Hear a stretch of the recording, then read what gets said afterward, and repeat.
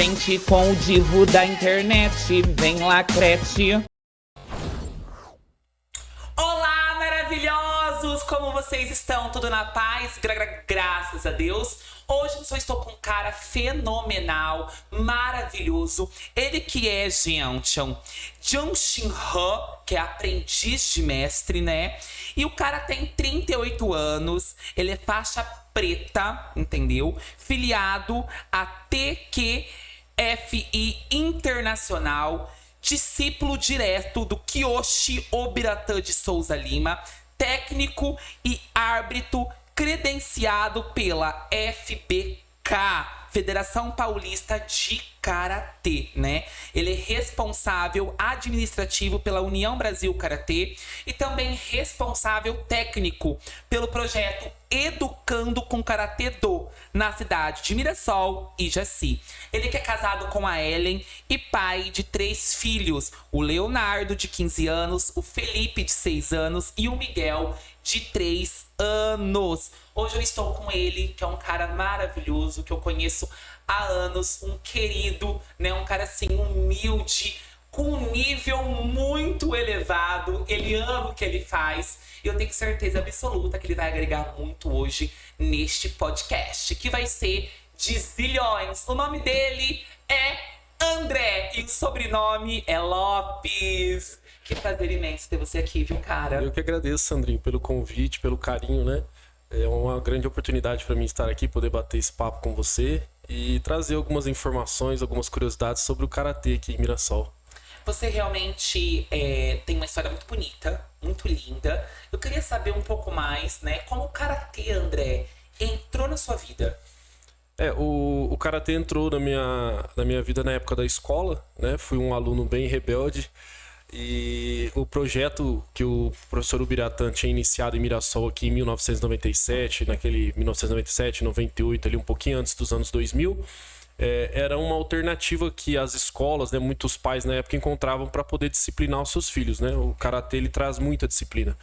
E foi uma opção que o diretor Kripa, na época, que eu estudava no Edmur, estava indo pro Anísio, foi uma alternativa que o professor Kripa encontrou para poder ver se eu entrava na linha, né? Porque eu estava realmente dando muito trabalho na escola, e aí ele me colocou no projeto. Ele exigiu, na verdade, que para que eu continuasse na escola eu participasse do projeto. E esse projeto acontecia no tiro de guerra em Mirassol.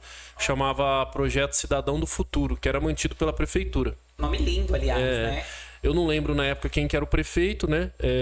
Foi ali meados de 1998. E aí, quando teve a troca de prefeito, a prefeitura acabou perdendo esse convênio com o tiro de guerra e acabou o projeto lá. E aí o professor Biratã pegou e levou esses alunos para a academia dele, né? Até ele teve um problema porque ele pegou alunos de projeto social, que eram crianças que davam trabalho na escola.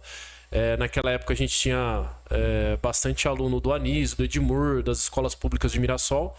E aí ele acabou tendo problema porque lá na academia dele era uma academia particular. Então lá treinava alunos que eram de famílias mais estruturadas, que tinham condição de pagar. E ele pegou essa molecada que dava trabalho aos rebeldes de Mirassol e levou tudo para academia. E aí teve um certo preconceito desses alunos, alguns alunos acabaram saindo, outros pais até quis colocar o professor Ubiratan contra a parede, falando ou você mantém os nossos filhos ou você manda eles embora. E o professor Ubiratan optou por ficar com a gente. Então teve uma época que ele tinha na academia dele lá 30, 40 alunos pagantes. E aí, de repente, de um mês pro outro, ele se viu com 30, 40 alunos que não eram pagantes, somos nós, né? Que eram crianças carentes, que os pais trabalhavam tudo, mas não tinha condição de pagar uma coisa particular na época. E aí foi quando surgiu essa oportunidade dele buscar recurso público, né? Buscar ajuda no poder público, buscar ajuda de empresários. E foi quando foi nascendo o projeto em Mirassol. E aí, de fato, em 17 de janeiro de 2004, foi quando ele fundou a União Brasil Karatê Do e, consequentemente, o projeto Educando com Karatê Do. Menino, que história linda! E muito corajoso o Biratã, realmente, né? Sim, sim. Porque a arte, né? A luta, ela transforma, ela cura. E esse projeto é belíssimo. E ele via, né, que apesar dele dar aula ali para os alunos que tinham condição de pagar, ele ensinava o karatê, logicamente, só que a essência do karatê, que é a transformação de vida, ele não conseguia ver muito naqueles alunos, porque aqueles alunos estavam treinando o karatê como uma modalidade esportiva. Quando ele percebeu que na gente ele estava vendo aquela transformação de comportamento do aluno, melhorar o comportamento na escola, melhorar o comportamento em casa, ver que aquele aluno estava sendo melhor visto na sociedade, ele foi quando brilhou os olhos dele. Ele falou assim, é para isso que o karatê serve. Então ele viu a oportunidade de aplicar o karatê real, que ele realmente acredita, que é transformar a vida, na gente, não naqueles alunos que pagavam. Então foi quando eu acho que foi o que pesou na hora dele escolher. E ele acabou ficando com a gente lá. Ficou com aquele monte de aluno rebelde, de criança rebelde, que não podia pagar. Hoje, né? Tá o aí o resultado hoje. Ó, há quanto tempo você pratica karatê? Então, eu comecei com 10, 11 anos de idade, né? Hoje eu tô com 38. Eu tive um período que eu parei porque casamento, filho, a vida adulta, né? Vida adulta. Contas pra pagar. Então eu acabei ficando afastado um pouco. Profissionalmente eu tive que mudar de Mirassol para trabalhar. Então eu fiquei um tempo afastado, mas voltei.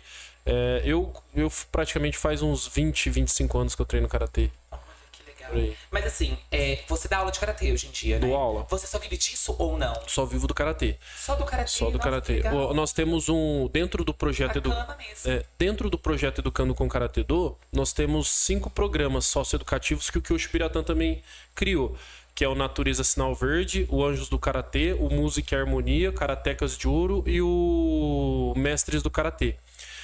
Um desses programas, o Mestres do Karatê, ele é profissionalizante. Então, o Kyoshi Biratã, né, a gente atualmente, né, que a gente ajuda ele, a gente pega um adolescente aí de 16, 17 anos que não tem uma perspectiva profissional, ou que se apaixona pelo karatê de fato, né, tem essa vontade de ser professor, a gente dá capacitação para ele que ele comece a viver do karatê financeiramente, para que ele comece a dar aula em escolas de educação infantil, né, até pegar experiência e futuramente assumir uma prefeitura, uma cidade. Hoje nós estamos em 9 municípios. Estamos em Mirassol, São José do Rio Preto, Jaci, Neves, Bálsamo, Nipoã, Taiúva, Taiaçu e Pirangi. E nós estamos com um projeto piloto em Nova Iguaçu, no Rio de Janeiro. Então hoje nós temos os professores alocados em cada cidade dessa, dentro do programa Mestre do Karatê. Então, por um período, lógico, eu tive que trabalhar em 2 empregos, né? Até veio a pandemia, onde os recursos municipais foram reduzidos drasticamente, a gente não podia dar aula. Parou tudo, então eu tive que acabar procurando trabalhar, como se diz, o mundo para, mas os boletos não param. Com certeza. Chegam cada vez mais, né? Chega. Não tinha carteira e eu não sei como que apareciam os boletos na caixinha do correio. Então a gente pegou e começou aí eu comecei a trabalhar no Barrela Pneus como vendedor, né? Como uma alternativa, mas sempre dando aula. E agora, graças a Deus, as coisas se estabilizaram, né? O mundo tá voltando ao normal aos poucos e agora eu tô só com aula de karatê. Até porque eu assumi Mirassol e Jaci e aí começou a pesar um pouco, então eu fiquei só com as aulas. André, o que é o karatê? O karatê, ele é uma transformação de vida, primeira coisa. Às vezes o karatê, tanto por isso que as pessoas têm dúvida, por que o karatê não era uma modalidade olímpica, né? Porque o karatê não estava na Olimpíada. Porque o karatê dificilmente, durante muitos anos, ele não era enxergado realmente como uma modalidade esportiva. Ele era enxergado como uma filosofia de vida, né? Então, as pessoas que realmente conhecem o karatê, entendem o karatê, não vê o karatê como um esporte, né? Ele vê como uma modalidade de vida mesmo, uma filosofia de vida. Então, agora com a modernidade, o passar dos anos, eles vêm trazendo o karatê como uma modalidade esportiva. Até muitos mestres antigos são relutantes com relação a isso, porque eles falam que o karatê está perdendo a verdadeira essência, né? Mas, como os adeptos modernos do karatê gostam de competir, gostam do karatê como modalidade esportiva, então o karatê está buscando equilíbrio, né? Tá tentando sobreviver entre a modernidade agora, que visa o esporte, né, como competição, sem perder as tradições, né, do karatê, da filosofia. Então o karatê, a principal característica do karatê é a transformação, é a filosofia de vida. Ele serve como uma modalidade esportiva? Serve, é excelente. O karatê, para mim, eu sou suspeito de falar, mas é uma das modalidades de artes marciais mais completas que tem. A gente tem a luta em pé, a gente tem a luta em média, curta e longa distância, a gente tem a luta de chão, nós temos a defesa pessoal, nós temos o Kobudo, que é o caminho das armas, que a gente usa armas marciais para combate, que é o... Quem já assistiu Tartaruga Ninja? Sim, sim. Lembra do bastão, do Bo, daquele sai, que é o garfo que ele usa, a espada, o nunchaku. Então nós temos tem toda uma história, né, bem longa por trás dessas armas marciais. A gente também trabalha com elas. Então, pra mim, hoje, assim, eu tenho plena convicção de falar com certeza que o Karatê é uma das modalidades de artes marciais mais completas que existe no mundo. Então, pra mim, o Karatê é fundamental, principalmente nessa questão da transformação do ser humano. Se você fosse resumir essa sua jornada no Karatê, qual palavra você utilizaria? Transformação. Transformação. Transformação. Transforma vidas. Transforma. É a espetacular. partir de que idade a pessoa pode começar a praticar o Karatê? Então, eu sou um dos que mais peco com relação a isso, porque eu não sei falar não. Então, às vezes eu pego criança de 4 anos, de 5 anos. O ideal, correto, seria a partir de 6 anos de idade. Que é quando a criança já está com desenvolvimento motor um pouco mais avançado.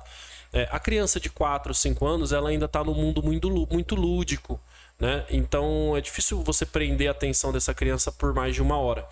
Nós temos um dado atual, a posterior à pandemia, que antigamente uma criança ela conseguia manter uma concentração durante a aula por maior tempo. Hoje em dia, uma criança de 5 anos, que você conseguia prender a atenção dela por 40 minutos antes da pandemia, e hoje, com pós-pandemia e com essa overdose de tecnologia que as crianças estão tendo, uma criança de 5 anos você não consegue prender a atenção dela por mais de 20 minutos. Então a aula tem que ser muito dinâmica, tudo muito rápido, uma explicação muito rápida e objetiva para que essa criança consiga entender a maior quantidade de conteúdo possível no menor tempo possível.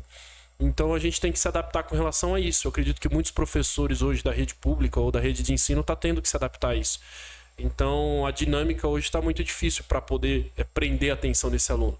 Então é quase que um sacrilégio você pegar uma criança de 4, 5 anos, mas eu fico com dó, porque às vezes a mãe quer ocupar aquela criança, quer tirar a criança do celular, quer dar um pouco de disciplina para essa criança e acha no Karatê essa alternativa. Então eu vejo lá a mãe com a criança do lado, vem falar assim, meu filho pode fazer Karatê, mas ele só tem 4 anos, eu não tenho coragem de falar não, acaba aceitando. Mas o correto é a partir de 6 anos de idade, e aí não tem limite de idade. E as faixas? A graduação das faixas, todo aluno entra na faixa branca. Quantas existem? Quantas existem? No nosso Kyu de faixa colorida, no nosso estilo de Karatê, são 11 graduações. 11 graduações. Eu costumo falar que, se eu pergunto muito para os meus alunos, né? Qual que é a faixa mais difícil de você conquistar, a branca ou a preta? Aí todo mundo responde a preta, mas na verdade é a branca. Né? Porque a maior dificuldade é você começar, você dar o primeiro passo. Você sair da sua casa e falar, eu vou treinar. Isso é o mais difícil, né? Porque depois que você entra e se apaixona, tudo vai acontecendo muito, muito facilmente, muito rápido, né? Claro que tem as dificuldades, mas depois que você tá ali no meio envolvido, tudo acontece naturalmente. Mas você se desprender da tua rotina ali, da tua comodidade, e começar algo novo é o mais difícil hoje em dia, né? Na sua opinião, isso é o maior, é o maior desafio? É o maior desafio, começar. Eu acho que tudo na vida. Começo. É o começo. Eu acho que tudo na vida. Quando você vai iniciar alguma coisa diferente na sua vida, você dá aquele primeiro passo, quebrar totalmente a tua rotina do dia a dia ali, começar alguma coisa diferente, pra mim eu acho que é o mais difícil. Porque depois que você tá envolvido naquilo, os obstáculos vão aparecendo, mas você tá apaixonado por aquilo que você tá fazendo e aí você vai conquistando tudo, vai passando pelas dificuldades com naturalidade. Tem competições, André? Tem. Nós temos competição. Falando rapidinho da graduação... São 11 graduações, né? No Japão antigo, a graduação ela acompanhava o ano escolar. Então o aluno entrava na primeira série da escola, então ele já era um faixa branca. Aí ele ia para o segundo ano, eles se tornavam faixa laranja ou amarela, e assim ia. Então quando o aluno se formava na escola, automaticamente ele se formava na graduação de arte marcial. Então a gente respeita isso, a gente dá um exame por ano por aluno e o aluno vai acompanhando a graduação. Então hoje nós temos a faixa branca, laranja, azul risca preta, roxa risca preta, verde risca preta e os 3 graus de marrom. né? E aí depois ele começa a entrar na faixa preta. Nós temos a Shodan-Rho, que é uma faixa preta com risca branca, que é uma graduação provisória, que é quando aquele aluno está recebendo treinamento para portar uma faixa preta. Ela tem validade de 2 anos. Então o aluno precisa passar por essa Shodan-Rho por 2 anos para ele poder fazer o exame definitivo de faixa preta. E aí depois tem as graduações, 1º, 2º, 3º, 4º, 5º até o 10º Dan. O 10º Dan, ele é entregue somente... Esse Dan? O Dan é a graduação do Graduação, preto. É um grau. Então, o 10º Dan, ele só é entregue para um mestre que fundou um estilo de karatê, né? Ou aquele mestre que morreu, que a gente fala que é a graduação pós-morte, né? Que ele, depois de viver a vida dando aula de karatê, dedicado ao karatê do, aí ele morre. Quando ele falece, os mestres que acompanham a vida dele dentro do karatê vai lá e entrega o 10º grau que é o último grau, né? Ou como se ele formar um estilo próprio de karatê, assim como que o Shubiratan formou esse projeto maravilhoso, né? Por humildade dele, ele ainda não recebeu, mas ele já mereceria, né? Mas, com certeza, mas ele hoje não recebeu ainda? Ele é um faixa preta 7º Dan, né? Tá indo agora pro 8º, mas muito provavelmente em breve eu tenho certeza que ele vai receber o dele. Com certeza, se Deus quiser. É isso aí. E você tinha falado das competições. As competições. Das competições. Nós temos as nossas copas do BKS. Como a gente tem presente em 9 cidades, hoje a gente deve ter, praticando karatê direto e indiretamente, mais ou menos uns 1.000, 1.500 alunos. Porque a gente tem professores que dá aula em escolas também. Então você põe uma escola que o professor dá aula, só ali ele já atende 400 alunos, né? Porque ele atende todas as salas. Então nós temos as nossas copas do BKS. Então nos nossos campeonatos, normalmente dá cerca de 200, às vezes quando dá muito pouco, 150, 200, 250 alunos, atletas competindo só nossos, sem a gente convidar associações de fora. Então nós fazemos 4 copas por ano nessas cidades que a gente é afiliado. Então a gente faz às vezes em Mirassol, Neves, Jaci, Bálsamo, Neves Paulista. Então a gente vai intercalando. Fazemos 4 competições por ano. Fora essas competições, nós temos as competições oficiais da federação, que é da Federação Paulista de Karatê, né? Esses alunos se classificando nas competições estaduais, eles passam a competir nas competições nacionais, que é realizada pela CBK, Confederação Brasileira de Karatê, que são as federações oficiais. Existem algumas outras federações paralelas, não é errado, elas são legalizadas, só que são federações paralelas, né? São associações que foram criadas por um grupo de professores ou um grupo de academias. A federação oficial dentro do estado de São Paulo é a FPK, Federação Paulista de Karatê. E a federação nacional é a CBK, Confederação Brasileira de Karatê. São essas federações que são reconhecidas pelo COI, Comitê Olímpico Internacional, e pelo COB, Comitê Olímpico Brasileiro. Você entrar lá no site do COB, lá, Comitê Olímpico Brasileiro, você vai procurar lá, você vai ver que no estado de São Paulo é a FPK e no Brasil é a CBK. Tá? Então, exemplo, vamos supor que o karatê fosse de fato fixado como uma modalidade olímpica. Esse atleta só poderia... Que não é. Que não é ainda. Nós estamos como uma modalidade convidada. Mas que possa se tornar C. Tem grande chance. E o que falta para poder se tornar C? Questão política, né? Tem o COI, o Comitê Olímpico Internacional, tem os critérios deles lá, e eu acho que o AWKF, né, a World Karate Federation, que é a federação a responsável internacionalmente pela modalidade do karatê, eu acho que eles estão se acertando ali alguns pontos para poder, de fato, findar o karatê como modalidade olímpica. Mas hoje, se um atleta fosse que eu quero competir numa Olimpíada na modalidade de karatê, ele só conseguiria se ele passasse por esse processo. Federação Paulista de Karatê, Confederação Brasileira de Karatê, fazer parte da Seleção Brasileira de Karatê oficial, e aí sim ele representar o Brasil. É longo, André? É longo. Nós temos atletas em Mirassol, que o Leonardo mesmo, meu filho, ele competiu dentro da FPK, ele foi campeão paulista de Karatê, foi pro Rio de Janeiro, competiu na CBK, foi campeão brasileiro de Karatê na etapa, e agora, que é uma das dificuldades, a gente até pode falar disso, né, de conseguir patrocínios, ele está classificado para participar da final do Campeonato Brasileiro de Karatê, que vai ser realizado em Recife, no Pernambuco, só que infelizmente a gente está sem condição financeira de levar ele. Agora, não, bora conseguir patrocínio, pelo amor de Deus, né? Pegar umas empresas aí, não, tem que levar o menino, né? Ele não pode deixar de participar. Ele foi campeão no Rio de Janeiro, nós levamos ele no Rio de Janeiro, ele foi campeão lá, e agora ele teria que participar da final do brasileiro, que vai quando? ser de 17 a 21 de novembro. De novembro.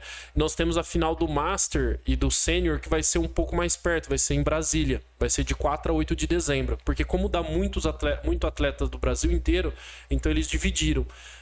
Nós tivemos o ano passado, foi em São Bernardo do Campo, ele competiu, ele ficou em terceiro lugar. Né? Então ele tá no pódio, né?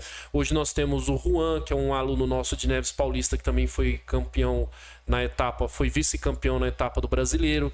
Nós temos a Sensei Rafaela Sais, que foi campeã paulista agora recentemente, também foi classificada, ficou em terceiro lugar nessa etapa do Rio de Janeiro.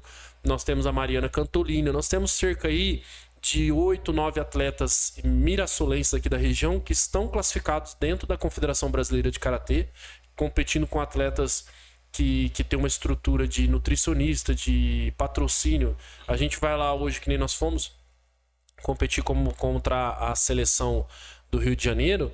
Você compete com atletas que estão em clubes famosos, né? No Pinheirinho, no Flamengo, que recebem estrutura de academia, de fisioterapeuta, de nutricionista, atletas que recebem Bolsa Atleta, que tem um respaldo financeiro do público, né, do governo federal, e ver atletas de Mirassol indo lá e competindo frente a frente e fazendo pódio com esses atletas é incrível. Nossa, com certeza. É incrível. Não, é mesmo. Só de pensar assim, né, seu filho, de outros atletas também, né, explorando não só o Brasil, mas o mundo em si, né, conhecendo outra cultura, né, representando mesmo, né, essa modalidade, né, essa arte que eu falo, essa luta incrível que é o karatê, realmente é algo muito gratificante, né? Então, por isso que seu filho não pode deixar de ir. A gente tem que ajudar sim.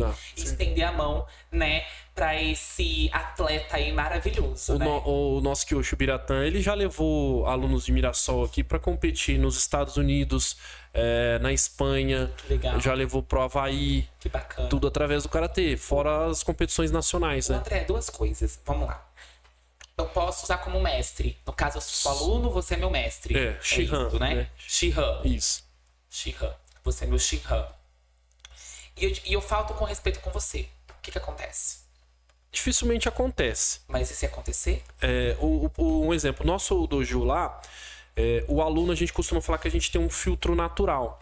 Quando você entrar lá, às vezes o aluno ele entra contaminado, que a gente fala contaminado de maus costumes. Não é que ele seja uma pessoa ruim. Né? Ele recebeu uma influência ali de uma sociedade, de um círculo de amizade que ele tem, e ele começa a praticar a nossa academia. Muitas vezes ele vai, vamos dizer, para aprender a brigar. Eu fui por esse motivo, porque eu brigava muito na escola. Quando me deram a alternativa de participar do projeto, eu vi que tinha um karatê. Eu falei, eu já brigo sem karatê. Aprendendo karatê, então, vou virar o rei da escola. Com certeza, super bem, né? Já pensei nisso. Então eu entrei lá com a intenção de aprender a brigar. E aí, com o tempo, eu fui aprendendo que quem luta não briga. Né? Então, o aluno, quando ele vai lá, às vezes ele entra com a mente, com a cabeça contaminada. Então, às vezes, ele não tem aquele senso de respeito à autoridade, de respeito ao mais velho, de respeito ao mais novo. Então, a filosofia do karatê passa isso de forma muito natural durante os treinamentos. Legal. Então, ele vai respeitar o mais graduado. E, automaticamente, ele vê o professor como uma figura de autoridade máxima. Né? Assim como ele vê um diretor de escola. O aluno, por mais rebelde que ele seja, quando ele entra na sala do diretor, ele abaixa a bola. Não baixa? Com certeza. Com certeza. Por quê? Porque a figura de autoridade por si só já fala, né? Desde que a pessoa, lógico, tenha um comportamento respeitoso, né? Eu falo que o respeito ele é conquistado. Então, dificilmente a gente depara com algumas situações de falta de respeito. Mas também aquela época que o professor de karatê punia o aluno, não existe mais. Que antigamente se a gente desrespeitasse o mestre dava um cacete na gente, assim, né? Isso não existe mais, né? A gente conversa com o aluno, até porque nós já tem um pouco de experiência, já lidei com alunos bem parecidos comigo quando eu entrei, então eu me vejo muito nesses alunos, fica muito mais fácil de lidar com eles.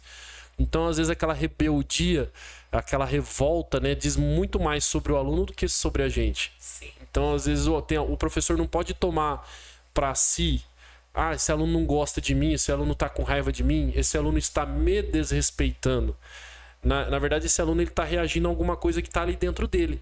Então a gente precisa Tá entender. guardado, né? Então a gente Precisa estudar ali, se conhecendo aos poucos. A gente precisa entender o que está causando aquilo dentro do aluno. Às vezes é um problema familiar, às vezes é um problema na escola. Sim. Então, quando você começa a enxergar dessa maneira, fica mais fácil tratar isso no aluno. E claro que você vai, de repente, nesse processo, você vai receber um xingamento, uma resposta mal dada. E se você é um educador e você tem experiência, você tem que saber lidar com isso. Infelizmente, assim como um médico... né? Assim como um médico, quando vai tratar um paciente que está tendo uma crise, às vezes o paciente pega e dá um murro no médico, quebra alguma coisa na sala, né? O médico não vai tomar isso pro pessoal, entendeu? Então é um tratamento, E eu falando do filtro natural, você pega um aluno de escola pública, que é o bambambam da escola lá, todo mundo tem medo dele. E ele entra no nosso dojo. Quando ele entra, ele já fica lá atrás, porque ele é o faixa branca que chegou por último, então ele já vai se alinhar lá atrás na fila, ele fica por último lá, ele já não fica na frente, ele já não tem uma posição de destaque. Durante a aula a gente começa a falar sobre o respeito à graduação, então ele aprende que o primeiro respeito tem que vir da graduação que o aluno porta. Então ele vê que um aluno de 8 anos de idade está lá na frente, numa posição acima dele, e que aquele aluno, quando aquele aluno for pro bebedouro beber água, e se ele estiver lá tomando água, ele vai ter que dar licença para aquele aluno de 8 anos beber água na frente dele. Então, ou ele aceita aquela situação, ou ele não volta mais no outro dia. Sim, Então, se no primeiro dia ele passar por esse processo natural, por esse filtro natural, automaticamente ele vai incorporando a disciplina do karatê. Acontecendo de forma natural mesmo. De natural, às vezes ele vai passar num corredor onde tá vindo um faixa mais graduado, ele vai sair do lado para esse graduado passar. Se o sensei tiver ali precisar de uma cadeira, ele vai ver que 3, 4 alunos vão correr pegar essa cadeira pro professor e automaticamente ele vai estar fazendo isso de forma natural. Então ele começa a fazer e ver que aquela situação ali não é uma situação de se humilhar, mas sim uma situação de respeito, de você cuidar daquele que está acima de você. Assim como nós deveríamos cuidar dos nossos pais, das nossas mães. Exatamente. Né? E às vezes a gente acaba deixando a desejar desse fato. Então o professor é isso. Então tem um filtro de comportamento natural ali dentro da academia que esse aluno acaba entrando junto ali naturalmente sem precisar ser forçado a nada. E é muito bonito, né? Essa filosofia do karatê, né? Sim. É algo que é conquistado ao tempo, né? E o aluno vê realmente ali o professor como um Shinhan, Sim. né? E é algo que vai se deixando se apaixonar cada vez mais, né? E como você disse, e eu repito aqui, né? Você não pode fazer nada obrigado. Sim, né? sim, com Você vai certeza. conhecendo cada vez mais e deixando, né, a luta em si entrar dentro de você e você sentindo realmente o que é Sim. o karatê. André, você como Shinhan, quando algum aluno seu perde, na minha visão, todos são vitoriosos, né? De estar ali participando, enfim. Mas acontece, né, dele perder ali a luta com o outro, né? Como ele fica, como acontece ali o processo de você chegar até o aluno, explicar, né? Fala pra gente um pouquinho mais sobre isso. É devastador. É um dos conflitos maiores que eu pessoalmente tenho como professor. Porque você prepara aquele aluno, né? E já bastante chora por dentro ali pro aluno não ver, mas a gente aprende com o tempo a controlar a emoção, mas chega uma hora que... Porque você vê o tanto que aquele aluno queria aquilo, né? Eu tenho uma aluna que agora que ela tá aprendendo a lidar melhor, tá se madurando bastante, né? Ela chama Yasmin, mas ela tinha um processo que ela não aceitava perder. Porque eu até vou falar disso, ela pega e fazia promessa, né? Ah, mamãe, eu prometo que eu vou ganhar. Então eu falo muito isso com meus alunos, não faça promessa que você não pode cumprir. A gente não pode prometer nada que não dependa só da gente. Então, se não depende só de você, a partir do momento que depende de outro ser humano, você não pode prometer que você vai conseguir, né? Quando é só a gente, eu sei que é 100% depende da minha dedicação, então eu posso, né? Eu posso fazer essa promessa para mim mesmo. Mas como que você vai prometer que você vai estar aqui no horário, sendo que você depende de outra pessoa para abrir a porta? Entendeu? Então é complicado. Então você ensinar esse aluno, porque o aluno às vezes faz isso de forma tão pura, tão natural, de às vezes falar pra mamãe e papai e falar assim: mamãe, eu prometo que eu vou dar meu melhor e eu vou trazer uma medalha pra casa. E aí quando não acontece isso, quando aquele aluno vê que ele perdeu, ou às vezes ele vê que ele fez aquele ponto, mas o árbitro não viu, né? Ou às vezes ele tem aquela sensação de que ele foi melhor, mas os árbitros avaliaram que não foi. Então, não depende só de você. Para você subir no pódio, depende de vários fatores, né? E às vezes aquele campeão que é campeão naquele momento, né? Ele não é um campeão eterno. Às vezes você pegou às vezes você lutou com aquele aluno que é bem melhor que você, mas naquele dia ele acordou atrasado, ou ele teve um mal-estar, ou às vezes está tendo algum problema dentro da casa dele, ele não estava bem. E aí naquele momento você foi campeão por esses fatores invisíveis que você não sabe. Mas pode ser que amanhã ou depois você encontre esse mesmo adversário numa outra competição e ele tá bem 100% e você acaba perdendo. Então você nunca vai estar no pódio, no primeiro lugar, ad eterno. Aquele lugar não é seu. Você tem que, lógico que quando você sobe naquele pódio, aí sim que você tem que se dedicar para se manter ali, né? Claro. Então a gente costuma falar que o aluno ele tem realmente um destaque na categoria quando ele medalha naquela categoria ali 2, 3 anos seguidos. Então você vê que ele tá ali realmente entre os melhores.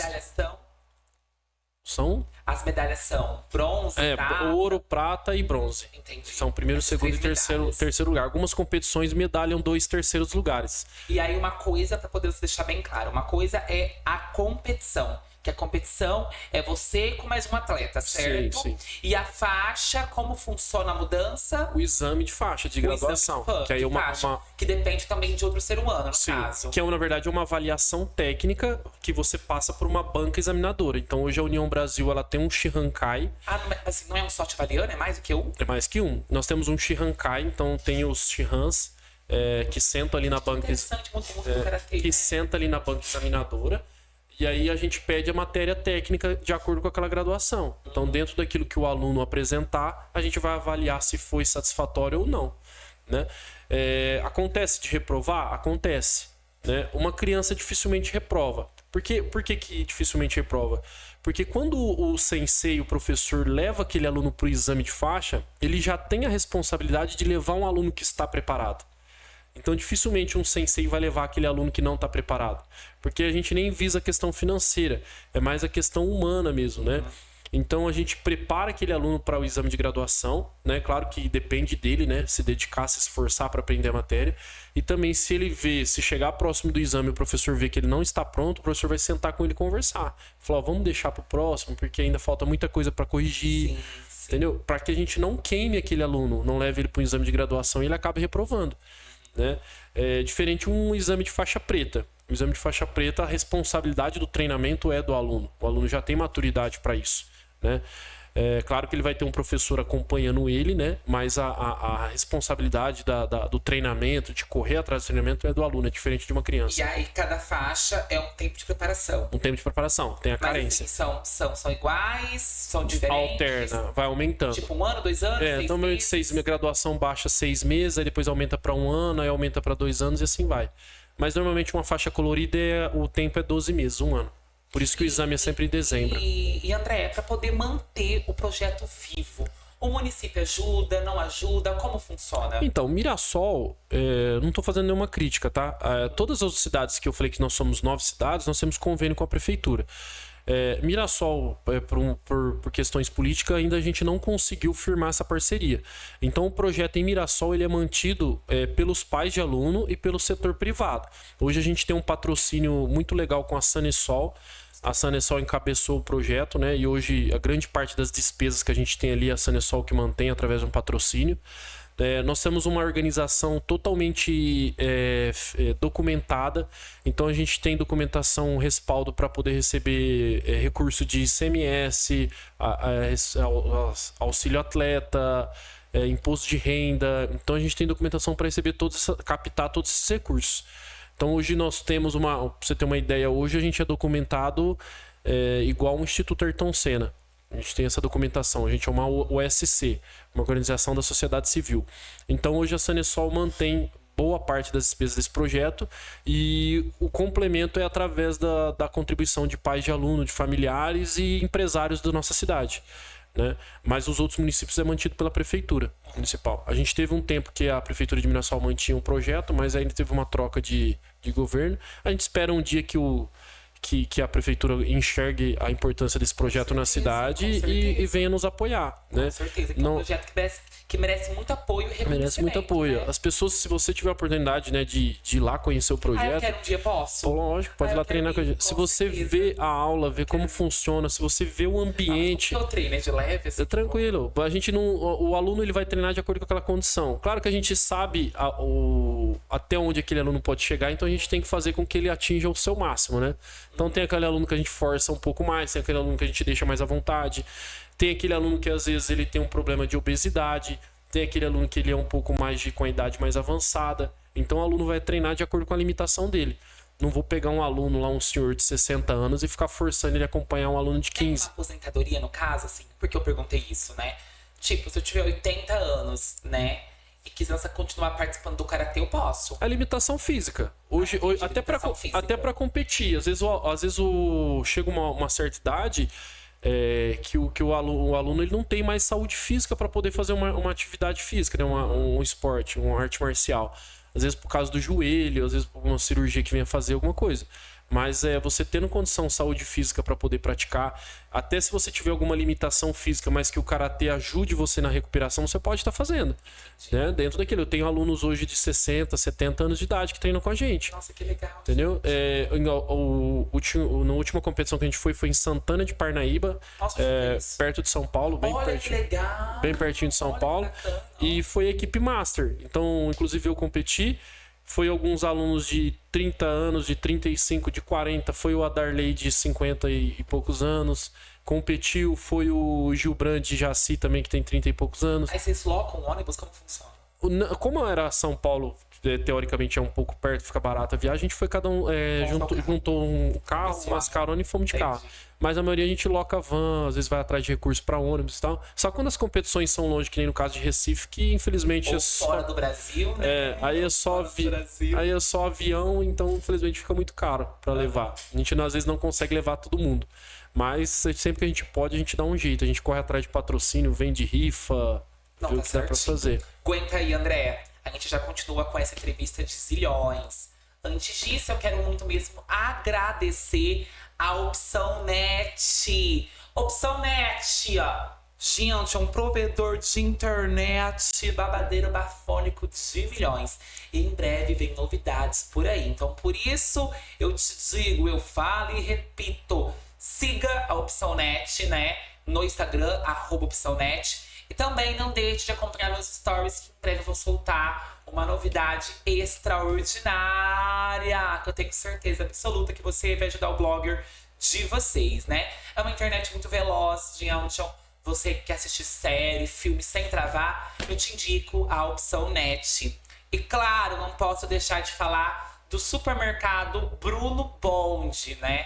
Você aí que quer fazer uma compra, economizar, quer uma carne de qualidade, tem um açougue bafônico lá, uma rotisseria gostosa com várias saladas. Além disso, também uma panificação ali, a padaria realmente é babadeira. E os legumes, tudo fresquinho. Decola pra onde? Pro supermercado Bruno Bond, né? E também nós agradecer a Dona Bolo, que mandou esse bolo maravilhoso, né? De limão, que é uma delícia, que o André falou que vai comer uns 4 pedaços, né? É sobre isso. Continuando nossa entrevista babadeira, bafônica e extraordinária. André, dá pra ver nos seus olhos que você ama mesmo o que você faz, sim, né? Ao longo do tempo, que eu já te conheço há bastante tempo, né? Você já enfrentou alguns desafios no karatê em si. Queria saber quais desafios você já enfrentou, entendeu? Se você enfrentou alguns, se você não enfrentou também, né? Porque assim, você tem bastante tempo de história no karatê, entendeu? Você já pensou em desistir alguma vez, entendeu? Não, vou mudar, não sei se eu vou continuar. Sim. Enfim, você citou aí que você casou, você teve filhos, né? Você parou durante um tempo, mas aí você voltou com tudo. Então eu queria saber, né? Você disse que o maior desafio realmente, né? É a gente com nós mesmos, enfrentando ali o começar. Sim. Eu queria saber se você já enfrentou algum desafio em si no karatê. Já, bastante. Quando eu comecei a dar aula, né, foi o primeiro desafio, aquele medo de não ter aluno, dos alunos não gostarem de você, de não gostar da sua aula, de você não ter conteúdo suficiente para passar, é insegurança normal que eu acho que todo professor tem no começo, né? E eu acho que até você, quando começou a fazer entrevista, dá essa insegurança. Com certeza. Porque você fala, será que as pessoas vão gostar? Será que eu vou ter conteúdo pra falar e tal? Então você começa a ficar meio inseguro com relação a isso. Mas com o tempo, né? E aí confiando no treinamento que você teve, você acaba vendo que você realmente é capaz, né? Que você tem algo de importante que as pessoas querem aprender com você. E aí você vai tomando segurança com o tempo, né? Vai passando alguns percalços, lógico, alguns problemas com o aluno que você se vê desesperado, como que eu vou resolver isso, como que eu vou ajudar esse aluno. Atualmente a gente está tendo recebendo muito alunos com transtorno de déficit de atenção, com autismo. Então isso acaba desafiando a gente a pesquisar mais, a aprender mais, a mudar a dinâmica da nossa aula para a gente poder atender esses alunos de forma produtiva. Quando eu saí do karatê, eu dei essa pausa. Eu saí do karatê, comecei a trabalhar no setor privado. Parecia assim, é como se estivesse faltando alguma coisa, sabe? É como se você estivesse vivendo a vida em preto e branco. Então eu vivia e minha esposa via bastante aquilo, né? Eu sempre falava do karatê pra ela. Quando a gente começava a conversar, eu falava do karatê o tempo todo, do karatê. E aí ela falava, por que você não volta a treinar? Fala assim, não sei se cabe na nossa vida, na nossa rotina, né? E aí ela me incentivou demais, falou, não, vai lá, eu tô com você. E eu falei, mas não ganha dinheiro. Ela falou, não, a gente vai tocando a vida, tá? Eu trabalho também, a gente vai um ajudando o outro. E aí foi quando eu tive a coragem de dar não é o primeiro passo, né? É o segundo passo, que eu acho pior, mais difícil ainda. Você voltar para aquilo que você deixou um dia. E aí quando eu fui conversar com o Kyoshi Biratã, ele me recebeu de braços abertos, né? E aí eu voltei a dar aula. E voltei e comecei a dar aula. Então eu acho que quando eu comecei a dar aula foi um dos principais desafios. Você pegar a segurança, começar a ser reconhecido. Que nem você falou assim, se eu me via longe do karatê. Hoje as pessoas, apesar de ter mudado o meu cargo, né, eu era sensei e passei a ser de um Shihan. Fui contemplado há pouco tempo com essa premiação, né, com esse cargo pelo Kyoshi Biratã. Eu não consigo ver mais as pessoas me chamando sem ser de Sensei André. É estranho, porque eu até dou uma palestra para professores, né, para empresários, que fala sobre o marketing pessoal, que é quando a sua vida profissional funde com a pessoal, né, vira uma fusão, vira uma coisa só. Então eu não me vejo hoje. Às vezes eu sento lá e falo, se um dia eu resolver parar de treinar karatê, de dar aula, como que vai ser? Será que as pessoas vão continuar me chamando de sensei? O que eu vou fazer?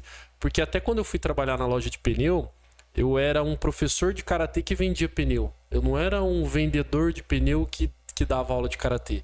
Pra você ter uma ideia, os meninos que trabalhavam comigo lá me chamavam de sensei, não me chamavam pelo nome. Então eu não consigo me ver mais em outra situação, fazendo outra coisa, né? Eu não sei se isso é bom ou se é ruim, mas eu de vez em quando eu confesso aqui que quando eu deito a cabeça no travesseiro, às vezes eu fico pensando.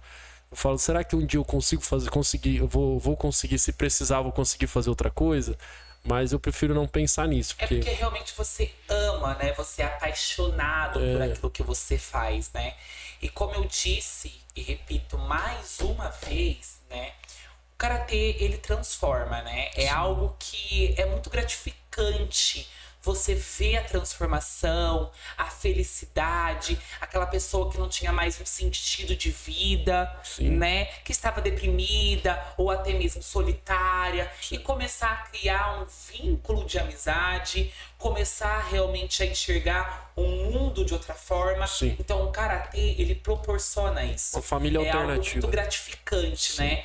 Você trabalhar com isso, no caso com karatê, e ver o karatê realmente transformando vidas. Poder viver, né, financeiramente do karatê, que é importante, né? A gente, por mais que a gente quer fazer a coisa voluntária, hoje o mundo ele é capitalista, então a gente precisa, então você fazer aquilo que ama e ainda receber por aquilo, conseguir se manter com aquilo é maravilhoso.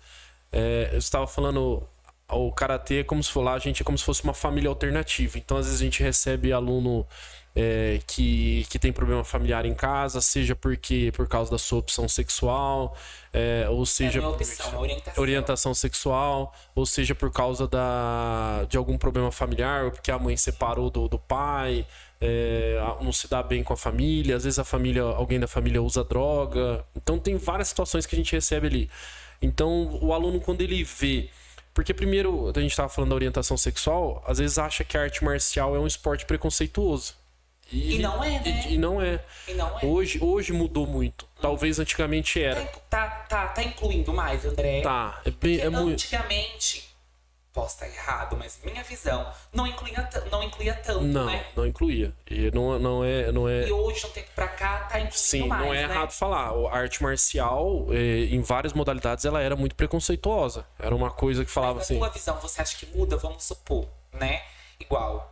eu sou uma pessoa, nossa, muito discreta, voltada aos meus relacionamentos. Mas todo mundo sabe que eu sou gay, né? Sim. Como você não enxergar isso? Dá pra ver por quilômetros, enfim. E eu resolvo me assumir pros meus amigos ali de trabalho. Ou se não, pras pessoas que estão ali. Você acha que a pessoa vai te ver de outro olhar, de uma outra forma? O que você pensa sobre isso? Eu acho que a pessoa, quando ela não é esclarecida... com ela mesma, né? Eu diz muito mais sobre a própria pessoa do que do ser humano.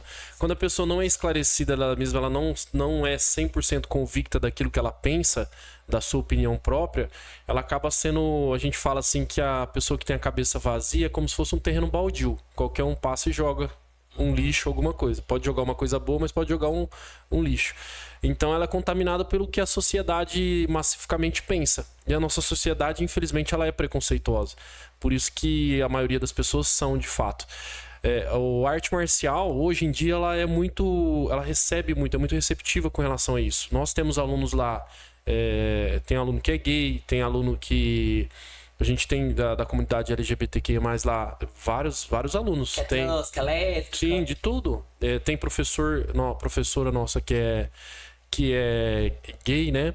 E tem professor, aluno que também tem um aluno trans, aluna trans, né? Desculpa.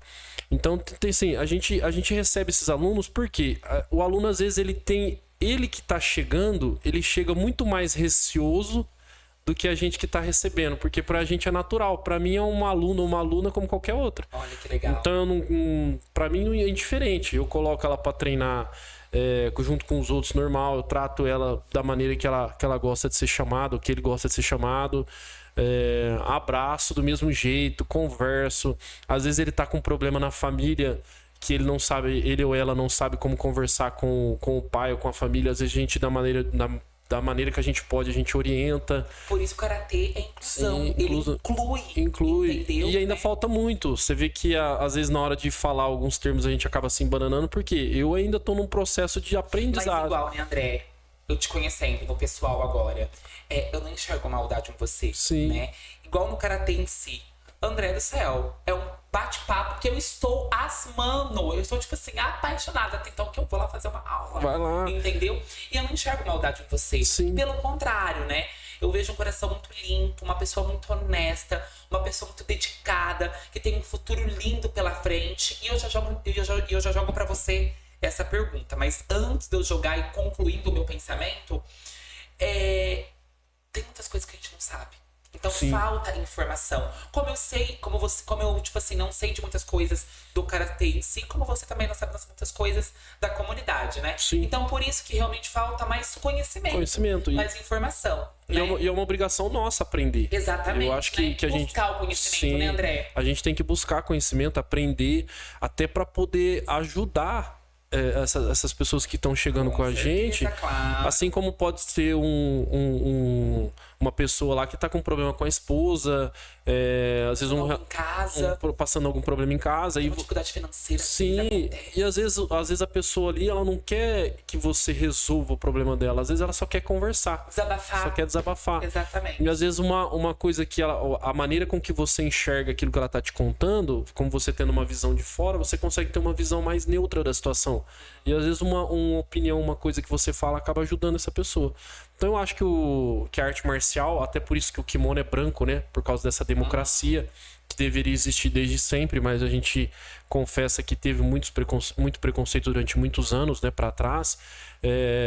A verdadeira filosofia do karatê é essa democracia. esse espírito vazio, de você receber o outro de corpo vazio. A gente fala uma coisa no karatê que o perdão, né? Você falou daquele aluno que de repente pode desrespeitar o professor. O karatê, a gente tem uma filosofia da segunda chance. Se você comete um erro e nós te perdoamos, a gente te aceita de volta ou aceita o teu pedido de desculpa, a gente aceita de fato. A gente nunca mais vai falar sobre aquele erro que você cometeu, né? Só que com isso você assume um compromisso de não cometer aquele mesmo erro novamente. Aquele mesmo erro não quer dizer que você não vai errar novamente. Você pode cometer outros erros, mas não aquele. Então aquele erro que você cometeu e que a gente perdoou, a gente não vai falar mais dele. Então jamais você vai ver um professor jogando na cara de um aluno. Falar assim, lembra que você já fez isso. Então, lembra que você precisou de mim? Lembra aquela vez que você pediu desculpa? Não. A partir do momento que a gente sentou, conversou, você reconheceu o seu erro e eu reconheci o seu erro e nós juntos resolvemos nos perdoar, então acabou aquele assunto. Então, quando a gente dá uma segunda chance para o aluno, a gente dá uma segunda chance de fato. Voltando, linkando no exame de graduação, você vai ver que legal. A criança ela vai e erra o kata na hora do exame. Errou. Ela está sendo avaliada, ela errou o kata. E aí o professor fala para ela, pode fazer de novo. A partir do momento que eu pedi para ele fazer de novo, eu perdoei aquele erro que ele cometeu atrás. Então a minha avaliação vai ser 100% em cima daquela segunda oportunidade que eu dei para ela. Eu não vou usar mais aquele erro como referência. Então se ela fizer um excelente kata e eu tiver que dar um 10 para ela, eu vou dar. Mas ela teve uma segunda chance. De fato, ela teve uma segunda chance. Então se naquela segunda chance ela fez perfeito, ela vai ganhar um 10. Entendeu? Então, isso é pela... E assim também é na vida. E assim é na vida, assim tem que ser na vida. Quando você perdoar uma pessoa, você tem que perdoar de fato. Por completo. Não adianta nada te perdoar e depois ficar te relembrando. Uma filosofia incrível. Jogando na tua cara. Né? Então, exatamente. Então, várias coisas do karatê que dá pro aluno levar pra vida dele. Sim, pro dia a dia. O karatê, né, automaticamente está associado com a escola da vida. Por isso que chama Projeto Educando com o Karatê-Do. É você usando o karatê como ferramenta de educação. Na verdade, o karatê pra gente ali, a parte técnica ali que a gente fala que é o soco e chute, na verdade, ele é uma... Como? Eu falei assim, na verdade, os socos e os chutes que a gente ensina, na verdade, ele é um chamariz. Sim, claro. Na verdade, tem muito mais coisa por trás disso. É verdade. A gente para a aula todo dia... Todo treino, assim, não todo treino, mas sempre que possível para a aula 15 minutos antes e a gente conversa ali com os alunos. Eu falo sobre eles arrumarem o quarto deles. Para as crianças eu peço para eles, a tarefa do final de semana, todo mundo vai postar uma foto no nosso grupo de WhatsApp fazendo alguma atividade dentro de casa ajudando papai e mamãe.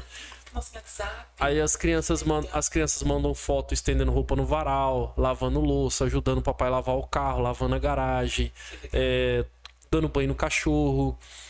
A gente fala sobre cuidado com o animal de estimação. Super interessante. Nossa. A gente fala da responsabilidade de você pegar um ser vivo ali pra cuidar. Com certeza. E aí claro. depois que aquele cachorro cresce, ele fica abandonado. Com certeza. Então a gente fala sobre diversas coisas do cotidiano. A gente fala sobre política.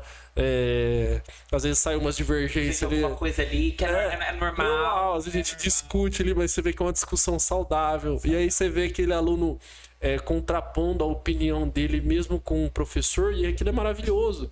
Porque você ensina que aquele aluno ele pode expor a opinião dele. Ele pode expor a opinião dele de forma respeitosa. É verdade. Então a gente conversa sobre política, conversa sobre tudo. A gente fala sobre tudo. A gente deixa aqueles alunos ali num ambiente familiar de fato. Claro. E às vezes ele tem aquela conversa ali de forma natural que às vezes ele não tem oportunidade de ter em casa. Às vezes pelo conflito de geração. Às vezes tem alunos que têm pais lá que têm mais de 60 anos de idade, não conseguem mais assimilar esse mundo moderno que a gente vive. Sim, e nem é tão por maldade. Com certeza. A gente teve um boom tecnológico e cultural muito grande dos anos pra cá. A gente fala de muitas mudanças. Atualizações, tecnologia se avançando. Sim, a gente fala de coisas que há 10 anos pra trás não se falava de maneira nenhuma. Exatamente. Um tabu. É um tabu. E você vê que a tecnologia, o celular. Quanto tempo faz que o celular hoje tem câmera? Um acesso, né? A tudo. Nossa. E a gente obrigar tecnologia no mundo. A gente obrigar essas pessoas mais velhas a assimilar tudo isso é uma crueldade. Então, é que a gente fala do respeito ao mais velho, ao respeito ao mais novo. A gente precisa também se colocar no lugar deles. Com certeza. Então, aí eu falo assim que a ignorância A ignorância, ela não tem nada a ver com o intelectual, com falta de inteligência. A pessoa ignorante não quer dizer que ela seja burra. O ignorante é aquele que não quer buscar conhecimento, que se recusa a aprender. Tudo, queridíssimo. Entendeu? É verdade mesmo. Então, quando eu falo que uma pessoa é ignorante, não quer dizer que ela é burra. Na verdade, é uma pessoa... Ela não quer buscar informação. Ela não quer buscar informação. Conhecimento. Ela ignora o conhecimento. Exatamente. Entendeu? Então, aquela pessoa que quando você quer ensinar alguma coisa, ela se recusa a aprender. Essa pessoa é ignorante. Com certeza. Então, é uma coisa que... É um jeito, né? Uma qualidade da pessoa que precisa ser mudada. Claro. E às vezes tem pessoas que você tem que ter um pouco mais de paciência. É verdade. Infelizmente. E a paciência é uma virtude, Virtude. né, O gente? tempo... A paciência também. Ai, nossa, tipo assim, eu tô tentando, tipo assim, ser mais paciente cada dia mais. O tempo é o senhor de tudo. Isso, né? Entendeu? Tá preparado? Vamos lá. Como você se vê daqui 5 anos? Daqui 5 anos... Uma pergunta profunda, hein? Sim, 5 anos é um planejamento a curto tempo, né? Eu me vejo... Eu quero ser um professor melhor, ainda com mais conhecimento, e poder ajudar os meus alunos, de fato, principalmente a não passar tanta dificuldade com essas competições que a gente tem um pouco mais longe. Então eu me vejo daqui 5 anos conscientizando mais pessoas da importância do esporte, de ter o esporte como transformação. Poder falar para os 4 cantos do mundo aqui, começando por Mirassol, fazer essas pessoas entenderem o quão importante é o esporte na vida das pessoas. A gente tem muita... Culturalmente, a gente tem mania de sempre remediar a doença, né? De cuidar da doença e não cuidar da precaução. Né? Então, se a gente investisse no esporte como uma precaução, como uma prevenção, né, desse aluno não ir para droga, desse aluno não entrar na depressão, desse aluno não ter um transtorno de ansiedade, desse aluno não ter um problema no seu relacionamento, não ter um problema familiar, entender que o esporte de fato consegue ajudar essas pessoas em todos esses sentidos, é o que eu quero. Se eu puder participar de 1000 podcasts, de dar entrevista, de falar para todo mundo, eu vou falar. Porque a gente precisa tratar o esporte com a importância que ele tem. É muito bom, sabe, André? Na escola, né? O professor, às vezes, não estou criticando, mas às vezes o professor de educação física, ele senta lá na arquibancada, dá uma bola para as crianças brincar e fica ali mexendo no celular. Pode isso, hein? Então, pode acontecer. Se todos os professores, educadores físicos entendessem a importância do esporte na vida da pessoa como transformação, hoje a gente está num boom das pessoas indo para academia, para crossfit, para musculação, cuidando do corpo, se alimentando, se nutrindo de vitaminas corretamente. Então você vê que o mundo tá mudado. As pessoas estão buscando a saúde física. Então acho que esses profissionais de educação física precisam se especializar e tratar a parte humana do esporte. Sim. Entender que as pessoas às vezes ali não tá indo só para movimentar o corpo. Né? A pessoa precisa conversar, precisa entender como que a disciplina do esporte pode ser incorporada na sua vida pessoal. Claro. E assim, é muito bom, é necessário ter pessoas assim como você. Sim. Com uma voz ativa, que fala, que ensina, que aprende, que sente, que reconhece seu erro, que reconhece seu acerto também. E que vive a vida de uma forma intensa. Então, pessoas assim como você, André, é necessário mesmo na sociedade, porque são pessoas que te estendem a mão. Sim. E isso realmente não é muito bonito de se ver, né? Porque nesse mundo caótico que a gente vive, né? Nesses estresses diários que por pouca coisa se mata, Sim. se vinga, se xinga, não se respeita. Sim. E ver o karatê, essa filosofia belíssima, maravilhosa, transformadora, que realmente é a palavra certa a se usar, é muito gratificante. É algo que você se arrepia de ouvir, né? Que você quer conhecer cada vez mais. Então assim, André, eu vou te dizer algo real aqui. Que essa Andrete, ela habla mesmo, vocês sabem, né? Que o karatê continue firme e forte, que esse projeto brilhe cada vez mais, que mais pessoas ajudem esse projeto permanecer vivo, e que você aí que busca fazer algum esporte, que você possa buscar realmente aí né? A modalidade, a arte marcial, karatê, né? É a modalidade que você se identificar. Exatamente. Ou se não for karatê, bem. pode ser Muay Thai. Pode ser Muay Thai, né? jiu-jitsu, judô, Exatamente. capoeira. Aonde você se encontra realmente. E como você se encontra na modalidade? Você indo, você buscando? Eu acho que o primeiro passo, que nem a gente falou, de você sair do sofá. Levanta do sofá, desliga o Netflix e vai pra vida. Vai procurar uma academia, vai... às vezes você assistir uma aula, você sentar ali no banquinho do lado e ver se aquilo ali é pra você, experimentar, fazer, se dá o direito, né? Dá a oportunidade de você aprender. Porque às vezes você olha uma coisa igual comida, né? A gente às vezes fala que não gosta de uma coisa que a gente nunca experimentou. Sim. Então você ir lá e fazer, começar. Porque às vezes a gente tem um preconceito pra tudo na vida. A gente tava falando de preconceito. O preconceito não é só pessoa pra pessoa. A gente tem preconceito com várias coisas. Às vezes com uma comida que a gente olha e fala, aquilo ali deve ser ruim. Então se dá o direito, né? Dá a oportunidade de conhecer, de provar, de experimentar. Então vai lá, faz uma aula, seja de karatê, de jiu-jitsu, muay thai. Não vá pela modinha. A gente quer fazer, tá todo mundo fazendo isso, eu vou fazer também. Você falou tudo. A gente tem a mania desse movimento de rebanho, né? Todo mundo tá fazendo, eu vou lá fazer também. Vou fazer também. Bem isso. Então, mas se for um movimento de rebanho que te leva pro caminho do bem, tá ótimo. Que nem a pessoa fala do crossfit, né? Todo mundo te levar pro caminho do mal. Todo mundo tá indo fazendo crossfit. Cara, o crossfit, se você treinar ele corretamente, ele é ótimo pra saúde física. Faça. Você faz pro crossfit ou não? Não, faço academia, musculação. Só pra manutenção mesmo do físico, né? Porque a gente treina bastante, então precisa cuidar. Mas eu tenho curiosidade, já fiz outras artes marciais, né? Até pra complementar um pouco o conhecimento da gente dentro do karatê, a gente faz também. Mas eu sou a favor de você fazer... Se vai pro crossfit, vai pro judô, vai pro jiu-jitsu, vai. Importante, qualquer coisa que te faça sair de casa, que te tire daquela rotina sedentária... que nem a gente teve uma época que todo mundo tava pedalando, né? Vai pedalar. Se for qualquer coisa que tire você da tecnologia do celular. Nossa, falo por mim, hein? Eu gosto, trabalho com isso. Sim. Mas porque a gente se vê, às vezes ali a gente fica no celular, a gente às vezes vê 2, 3, 4 horas por dia.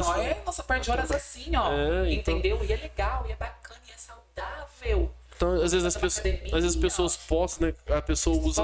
A pessoa assim, vou na academia pra postar, né? Que é os tiradores de selfie. Cara, se aquilo ali te levou pra academia, faça. Não importa. Se você fazer seu story lá numa esteira correndo vai te fazer uma atividade física, então faça seu story. Né? Então eu sou a favor de qualquer coisa que te leve pro caminho do bem, independente do que seja, vai e faça. Tá pronto pro quiz? Vamos lá. Quiz Nis. Algo que te irrita? Preguiça. Que te agrada? Força de vontade. Um filme? Filme? Nossa, agora você me pegou. O último que você assistiu? Algum que você gosta? Eu gosto muito de filme que mostra a superação das pessoas, filme que envolve... Eu não gosto muito de filme que envolve criança. Às vezes criança doente. Alguma coisa assim. Alguma coisa trágica eu não gosto muito, eu já tiro na hora. Não gosto. Eu gosto de ver criança feliz. Com certeza. Mas filmes de superação, de motivação, eu gosto bastante. Depende de você. Comida, estrogonofe. E mousse de maracujá. Nossa, que delícia. De frango de carne. De frango. Nossa, tipo assim, tudo de bom, né, gente? É rápido de fazer e muito bom. Com certeza, muito gostoso, né? Uma frase. Frase? Nunca desista dos seus sonhos. Você pode tudo. É sobre isso, né, gente? Graças a Deus, um quiz de zilhões, como disse Rodrigo Pires, né? Continuando. Ao longo do tempo, você já parou, no caso, quando você deita no teu travesseiro, e já imaginou quantos alunos já passou por você? Já passou na sua vida? Eu fico falando essas coisas da filosofia do karatê, mas tudo isso é copiado, tá? Eu falo pro meu professor, eu sou um plagiador dele. Então, tudo que eu ensino hoje para meus alunos, eu aprendi com ele. Então, muita coisa eu replico. Claro que muita coisa eu vou aprendendo com a minha experiência própria, né? Por cabeça própria. Mas o conhecimento que ele passou pra gente faz com que a gente tenha conhecimento para lidar com essas coisas. Então, em Mirassol, cara, se você andar na rua e perguntar, você já fez karatê? Todo mundo já fez karatê em algum momento da vida, com o Biratã. E você também não é muito conhecido. E consequentemente, hoje eu encontro alunos na rua que falam, me chamam "Ô, sensei", e às vezes eu nem lembro, porque treinou comigo, era criancinha, hoje já tá adolescente. Eu às vezes já tá adulto, né? Eu tenho 38 anos, eu comecei a dar aula com 20 anos de idade. Nossa. Então tem alunos aí que começou comigo e já tá com 18 anos. Então, às vezes a gente nem reconhece. E vê que de alguma maneira, da mesma forma que eu recebi o karatê e eu fui ajudado, fui transformado, né? O karatê mudou minha vida. Ver que eu, de certa maneira, consegui fazer isso também com outras alunas. Né? É um ciclo que a gente fala do os, né? Que a gente se cumprimenta no karatê falando na arte marcial, falando os. Vocês se cumprimentam assim. O os. Como que é esse cumprimento? O os, ele significa girar a roda. Faz algum gesto, alguma coisa, não? Então, normalmente a gente dá a mão. Se a gente tá na rua, se é no dojo, a gente faz a saudação do rei, né? Que é abaixar a cabeça. Tipo assim. Mas se você tá por exemplo, tô no supermercado e encontrou o aluno. Às vezes o aluno, o faixa branca ainda, ele para assim certinho, faz o cumprimento, né? Mas a gente ensina que não precisa. Então você pode vir dar a mão, né? E fazer o osso. Dá a mão e faz. A gente dá a mão, as duas mãos. A gente normalmente faz assim, né? Mas o correto de dar a mão no osso é assim.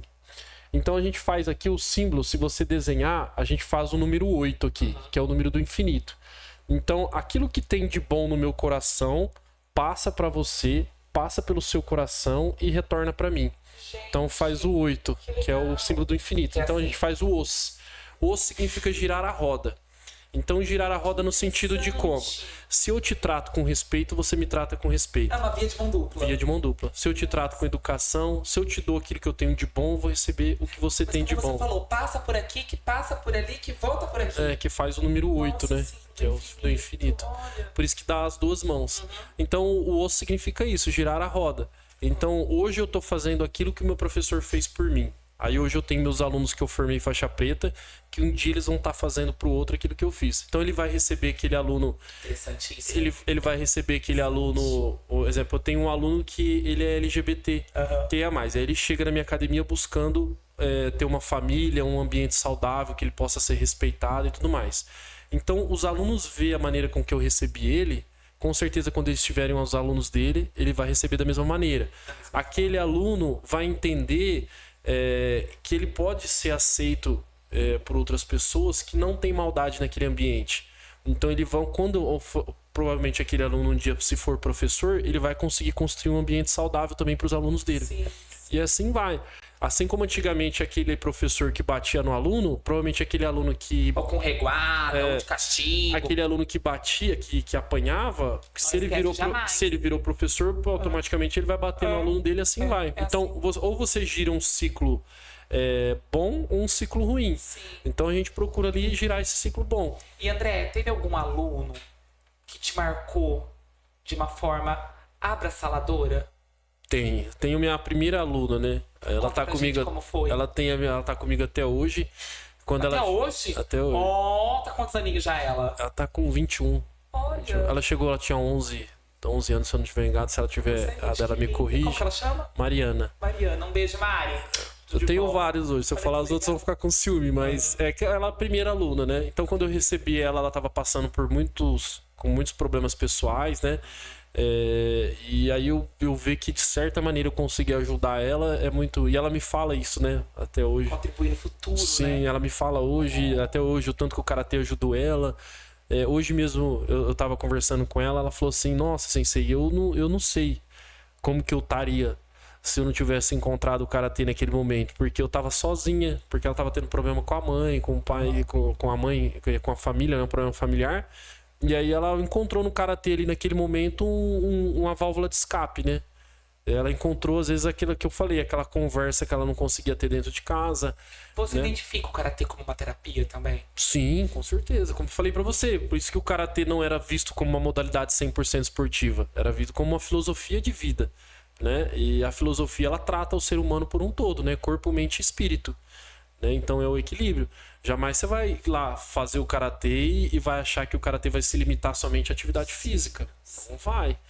Né? Então é diferente de uma academia que você entra lá treina, faz seu exercício, pega e vai embora. Isso não existe lá dentro da União Brasil Karatê. A gente vai procurar saber como que é a tua vida, como que é a tua vida familiar, como tá o seu comportamento na escola. Eu vou nas escolas, assim como meu professor ia na minha escola saber das minhas notas, eu vou na escola dos alunos, eu dou palestra, de vez em quando eu vou no Genaro, no Edmur, no Anísio, e os alunos me cobram, sei quando que o senhor vai na minha escola? Né? Então eu vou na escola deles, eu ligo pro papai e mamãe, de vez em quando eu ligo por vídeo. Hoje a tecnologia permite isso, né? Esses dias eu fiz, tinha um aluno que tava falando para mim que a mãe dele tava reclamando que ele deixava as coisas dele muito bagunçada.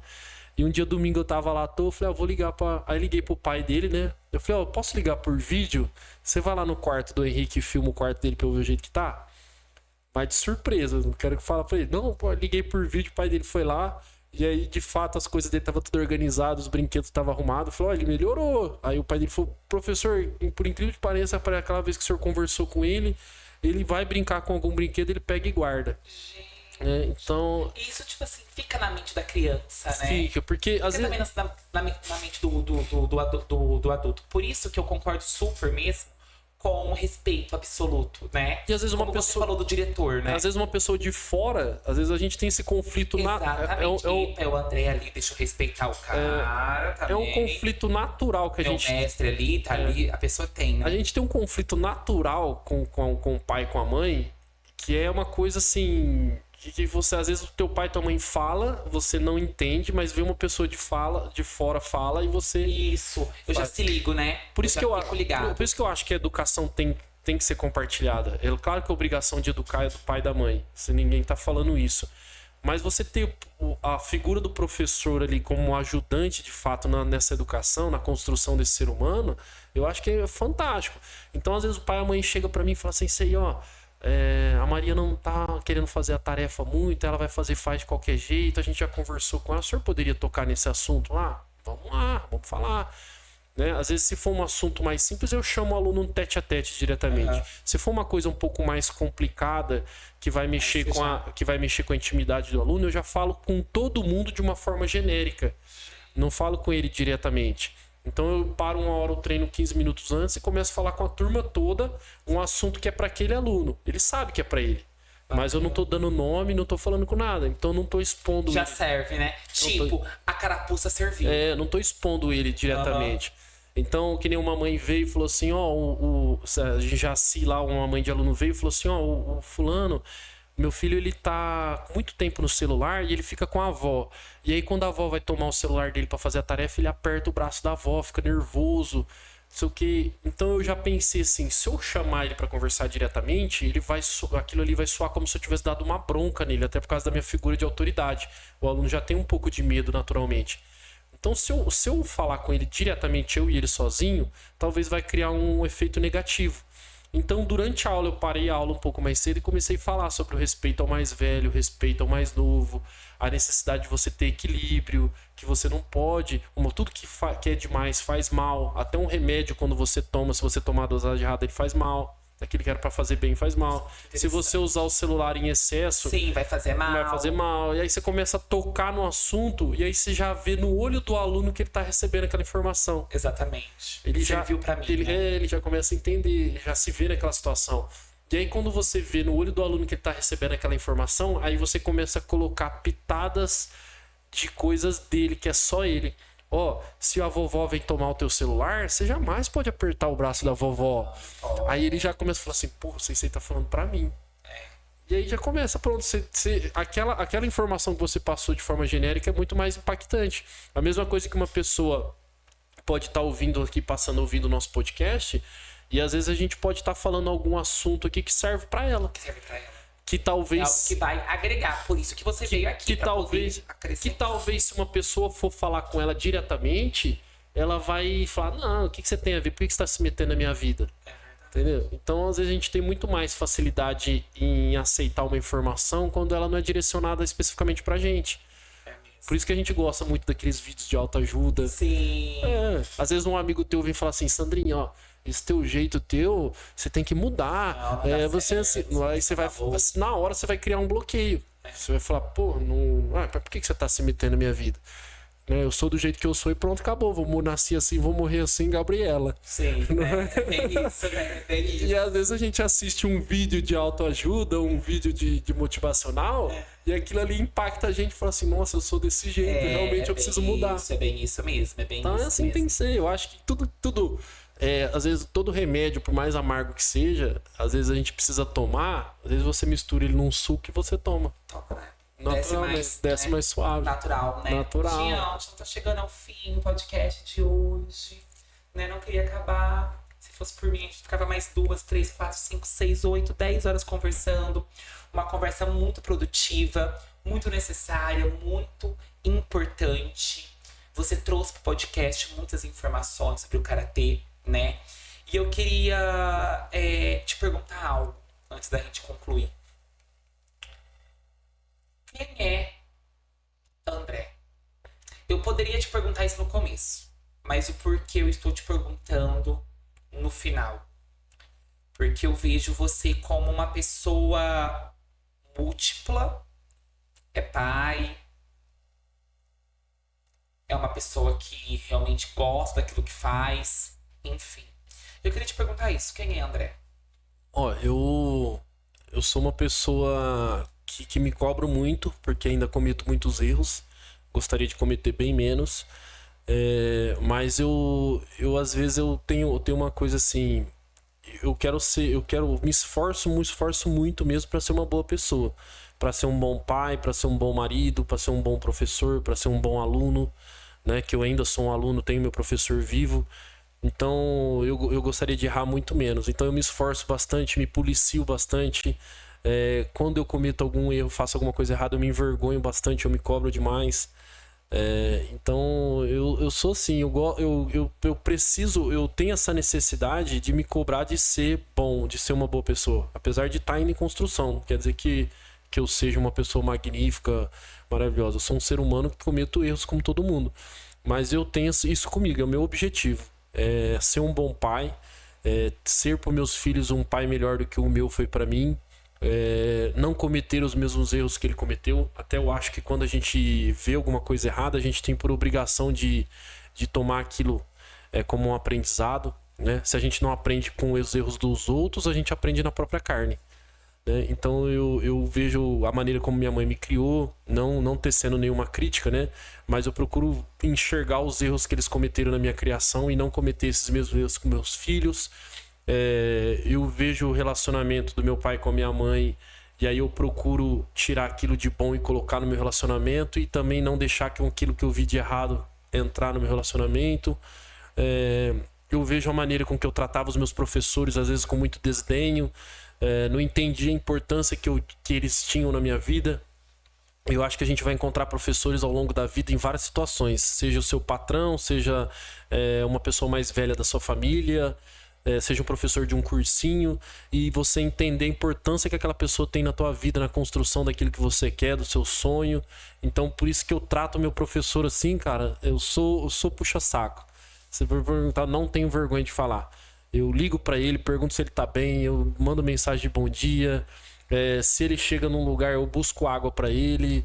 Eu trato ele porque, cara, ele me deu tudo isso. Se eu tô falando com você essas coisas aqui de maneira legal, assim, de forma espontânea, foi porque ele me ensinou, entendeu? Ele me deu essa base. Então eu tenho uma gratidão gigante por ele. Assim como tenho uma gratidão gigante pela minha esposa, que me ajuda em tudo. Meus filhos, o meu primeiro filho, Leonardo, que me ensinou a ser pai, né? Eu aprendi com ele, ele foi meu cobaia. Então hoje, se eu sou um pai, um primogênito, se hoje os pequenininhos lá tem um pai um pouco mais paciente, um pouco mais compreensivo, que tem coisas boas para ensinar, foi por causa do Leonardo, que foi o primeiro. O Leonardo aprendeu, nós aprendemos, né? Juntos, né? Eu errei muito com ele. Às vezes eu era muito bruto, eu era muito ríspido, e aí com o tempo eu fui aprender que não precisava ser desse jeito. E hoje eu vejo ele com 15 anos um bom aluno, um bom filho, um bom atleta, um aluno respeitoso. Então eu vejo que nele eu consegui, de certa maneira, eu vejo nele como se fosse um aprendizado. Igual quando você termina um curso, que você encontra aquela apostila, sim, e aí você vê lá nas primeiras páginas você fazendo tudo errado, e aí você vê a evolução. Então eu acho que é isso, cara. Você se enxergar como uma pessoa, um ser humano em construção. Entender que às vezes você vai fazer coisas erradas, e que você tem tempo para corrigir isso, né? Que o tempo é o senhor de tudo. Hoje eu falei isso para uma aluna minha que estava conversando comigo. Eu falei assim, às vezes é dolorido, às vezes você vai sentir angústia, vai sentir um frio na barriga, um aperto no peito, mas você confiar no tempo, entender que o tempo vai remediar tudo, vai corrigir, as coisas vão entrar no eixo, você só precisa ter a cabeça no lugar. André, aqui tem 5 pessoas, imagine, né? A Betina, o Zé, a Maria, a Valéria e o Ricardo. E você precisa apresentar para eles, no caso, o karatê. Como que você apresentaria e como você iria seduzir eles para poder começar a fazer o karatê? Nossa, vamos lá. Parece um exame de faixa preta isso. Eu apresentaria assim, que eu apresentaria o que eu tenho a oportunidade de mostrar uma coisa para você que vai transformar a tua vida, que vai deixar você mais feliz, mais controlado emocionalmente, que vai te trazer disciplina, que vai te trazer saúde física, mental e espiritual, principalmente. E eu tenho certeza que você vai se apaixonar muito por isso. E de quebra você vai aprender a se defender se for necessário. Eu acho que uma hora ou outra você vai precisar disso na sua vida. Infelizmente a gente vive num mundo que você falou, num mundo violento, né? Por mais que o karatê seja embelezado, que eu tô falando da parte filosófica, a parte prática, técnica, você vai aprender. Então você vai aprender a se defender, vai aprender a usar a força física se for necessária, vai aprender a usar a parte verbal para sair de uma situação, para mediar um conflito. Então você vai se preparar emocionalmente para sair de qualquer situação de perigo que venha acontecer. E aprender principalmente, que é a filosofia do karatê, que é deter o conflito, evitar o conflito. Que é você chegar num ambiente e perceber que aquele ambiente ali de alguma maneira vai se tornar um ambiente perigoso em dado momento. Você entender que aquele ambiente não é para você. Se você chegar num ambiente e saber se posicionar, se colocar num lugar seguro. Então o karatê ensina a defesa pessoal em si, outras artes marciais também acredito que ensina isso, né? Tomara, eu espero que esteja ensinando. Você a se comportar, a moldar o seu comportamento para evitar o conflito. Então você vai entender que você pode sentar num lugar, chegou num lanche, você sentar num lugar que você vai estar mais seguro, você começar a observar o ambiente à sua volta, ver que aquele ambiente ele vai descambar de repente para se tornar perigoso. Que nem um exemplo, você tá num churrasco e aí você vê que lá depois da meia-noite todo mundo já tomou um pouquinho mais. Aí, gente, você já vê que já saiu uma discussãozinha ali e tal. Aí você, pessoal, vamos embora, tchau, vai pra tua casa.